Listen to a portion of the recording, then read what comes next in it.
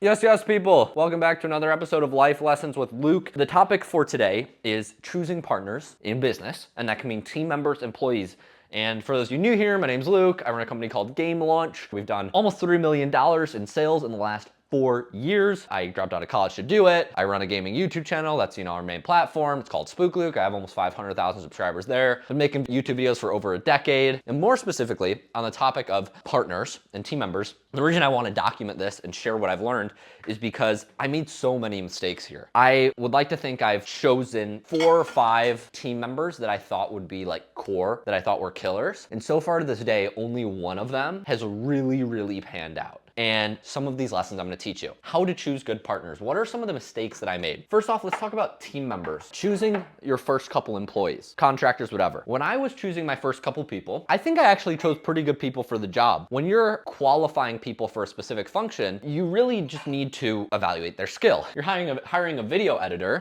One of the best ways to know if they can edit a good video is before you hire them, make them edit one of your things. And I struggled. I've worked with 20 plus video editors, and that's kind of the nature of video editors. And my first couple ones were not great, but that's because I didn't even evaluate them for their skills. Once you can start evaluating people for skills and start testing kind of the basics, you get to some of the higher levels. I'd say the first big mistake I made is assuming one skill translates to another. Assuming because somebody's good at one thing that they're gonna be really good at another thing. Not many people have potential to do that. Let me give you an example. The common mistake is asking your hairdresser or asking your barber for investing advice. Classic example, one of my first people who helped me set up my Discord community, run my first couple gaming coaching classes. Awesome person. I really don't have much but good things to say. Other than that, I made the mistake of assuming that because they were good at that they were also going to be good at running teams and running a company. Those skills are wildly different. Running a Discord community is different than running a company. And because I like to invest in people, I really would like to think I'm people first. In fact, I'm sometimes people pleasing. I would over promote. I'd take a video editor and say, video editor, you've done such a good job video editing. Do you want to manage a video editing team? Very different skills. Just because you're good at video editing does not mean that you should lead a team of editors. Now, some people have the skills to do that, but I would over promote. And then I got good at finding people who could potentially not just do the one thing, but manage the team. And so then the mistake I would make at a higher level, and this is just a more advanced mistake, assuming that because somebody can manage a team, that they can manage a whole department or manage a whole division or manage potentially the company. And so I would take signs of success and over project them. I would say, wow, you were good at video editing. Do you want to manage a team? Sure. And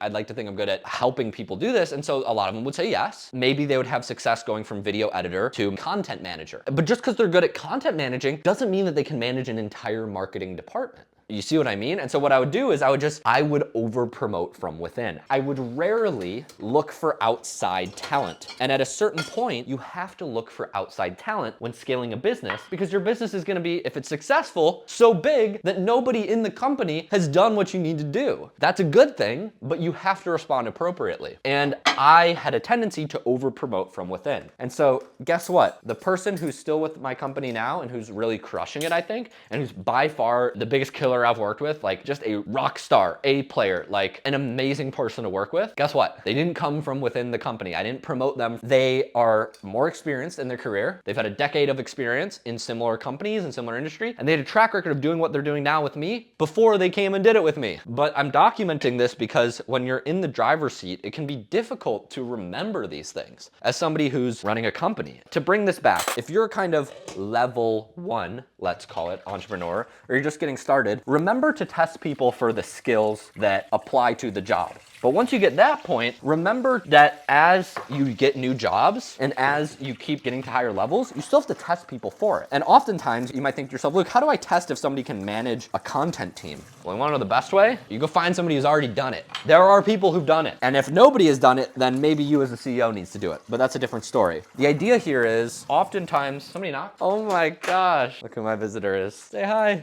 Okay, we're back. To catch back up, we were talking about mistakes made hiring, how to pick good people, how to pick better people. And first mistake I made was picking good people. Sometimes I'd pick good people. And the first mistake is identifying them based on skill. So just because they can cut hair well doesn't mean that they can give you good investing advice. The next is over promoting. So I would make the mistake of over promoting people. The next mistake I want to talk about is not a skill deficit, but a hunger deficit. Okay, so this is an interesting one. And it's one that you might not expect, but just because somebody has the skill to do something doesn't mean that they'll actually want to do it in practice. practice. And this kind of confused me at first because it's more rare. At least for me, it was less common. And what I specifically mean is just because somebody has the skill to do something doesn't mean that they might have the work ethic to do it. And so I'll give you an example. I had a video editor who was probably the most talented video editor I've ever worked with, bar none. The stuff he made was unreal, so good. But the issue with him was he could never hit deadlines. And I learned this after months and years, and I kept him for so long because he's just so good, but he would never hit deadlines. He would always push things back, and he didn't have the work ethic. I don't wanna just boil it down to work ethic, because maybe he had some stuff going on in his life. You know, everybody's world is different. And so if somebody has a low work ethic, that's one way that they can be disqualified, not based on skill, but based on hunger. But on a higher level, even if they don't have level 0 hunger, as an entrepreneur, I found it's very important to be hiring people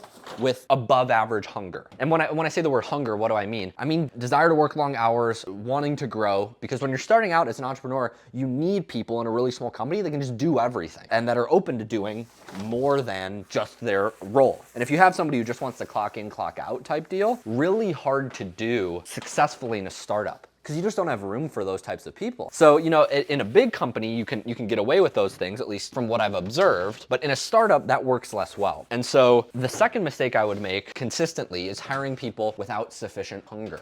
Just because somebody can do something, if they can't hit deadlines, if they don't want it, if they don't have a desire to work, and you have to constantly ask them or follow up and check in order to just get them to do the thing that they're supposed to do, probably isn't gonna work with that person. Not only is that level of performance bad on an individual level, it's a reflection on you as a leader. Everybody in the company looks around and they're like, that guy works here? Oh, that lowers the bar for me. And it's hard to hold people to a high standard when you have somebody that you're just babying or giving special privileges because they are the superstar on your team. And that's another lesson I had to learn. You can't give people special privileges or excuse these things just because they're good at one role. Does that make sense? And so that was something I had to learn the hard way. It's really only happened to me twice, but I'm documenting it because it's a really hard one to fall for. And I over-index big. I'm like, wow, this person's gonna be amazing. I had such high expectations for them. And then from a performance standpoint, they sucked. And compared to what I thought they would be, they were so far below, it was crushing. So massive mistake. But the last mistake, you know, and I'm kind of grouping them into 3 buckets. You have, do they have the skills for the job? Do they have the hunger? Do they have the work ethic to get shit done? The last one is, do they have the vision? Do they agree with your values as a company? And so if one of your company values, for example, is rise early and do work in the morning and get stuff done or do hard stuff, and you have somebody on your team who's an amazing, you know, superstar performer, get a lot of things done, but they just don't wake up until noon, they don't align with your values. You know, I had this actually happen with a salesperson once. Amazing salesperson, incredible work ethic, you know, wanted to grow, wanted to crush it. But guess what the problem was? They would just lie to prospects. Like they would just straight up come to work and lie to people's faces to make more money. And don't get me wrong, he delivered results, top performer on the team, but he would just lie to people. He would just straight up lie to prospective customers about our product, about how good it was, about how little they needed to do.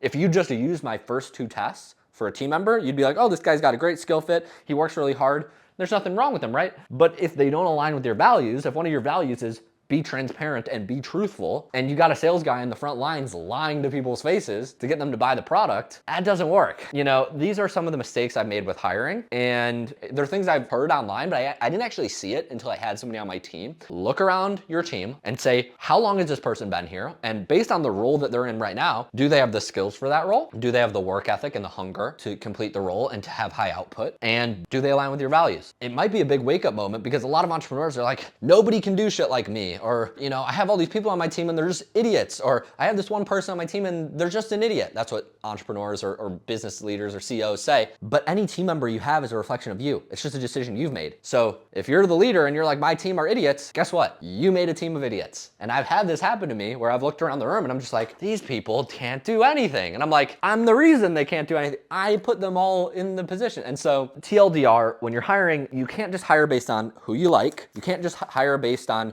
who looks like you. You have to give it some thought. And for me, hiring based on skills for the specific job, hiring based on hunger, because you can't train somebody how to be hungry, and hiring people based on values, those 3 things are 3 big things I look for in a hire. And each position is different, but those things I would say are fundamental to building a team that doesn't suck. In my career, the most money I've spent and the most money I've wasted is on bad hires, bad people, not bad projects, not bad bets, not bad marketing, not bad ads, not bad videos, bad people, or just people that weren't the right fit. You know, I shouldn't say bad people. I should say people that weren't the right fit that could go do a great thing elsewhere, but weren't what I and the team needed. And so hopefully that framework helps you think through team members and building your team, or helps you improve who you are. Let me know if it helps, and I can make more stuff like this. Bye.